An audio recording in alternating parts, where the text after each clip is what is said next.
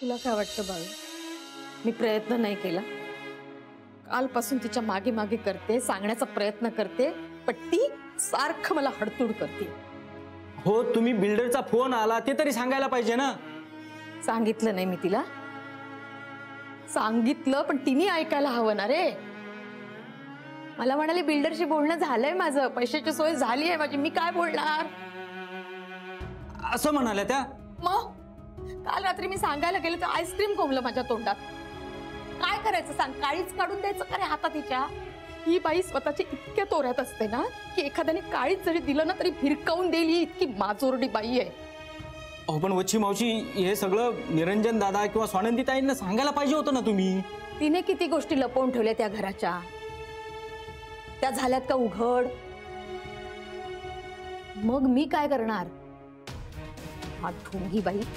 म्हणजे ते क्षीरसागरचं प्रकरण तुम्हाला काय माहितीये रे? तुम्हाला वाटतं क्षीरसागरने ललिताला फसवलं? तसं नाहीये. ललिताने देशपांड्यांच्या नावाखाली क्षीरसागर कडून खूप पैसा उकळला, हे माहितीये? काय? अरे तिने देशपांड्यांच्या नावाखाली इतका पैसा घेतला क्षीरसागर कडून की देशपांडेच गेले असते एखाद्या वेळी तुरुंगात लाच घेतल्याच्या प्रकरणात. मग अरे बापरे. म्हणून मी क्षीरसागरची तक्रार केली आणि त्याच्या घरावर छापा पाडला. असं आहे का? तरीच म्हटलं स्वानंदी ताईंचे बाबा त्या दिवशी होते तिकडे, मी गेलो होतो ना.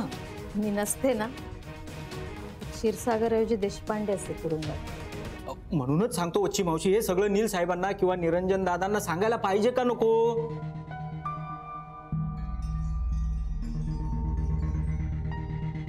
नाही रे बाळू, देवानं मला आई पण दिलं नाही,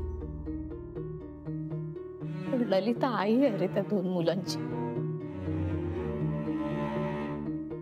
मी जर त्यांना खरं सांगितलं ना, त्यांचा आपल्या आईवरचा विश्वासच उडून जाईल. ते नकोय मला.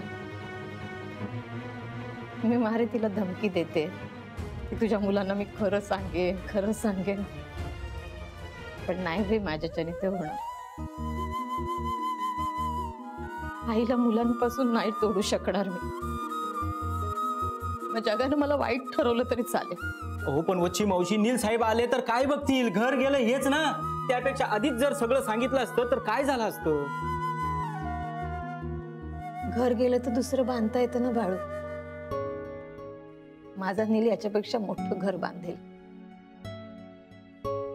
विश्वास तुटला ना तर तू परत सांगता येत नाही.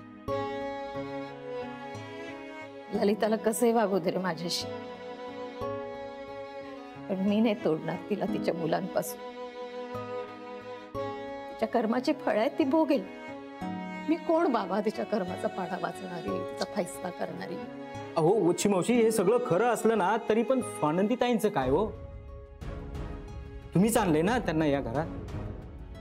हो रे बाळू, तिची काळजी आहेच मला. निष्पाप पोर माझी.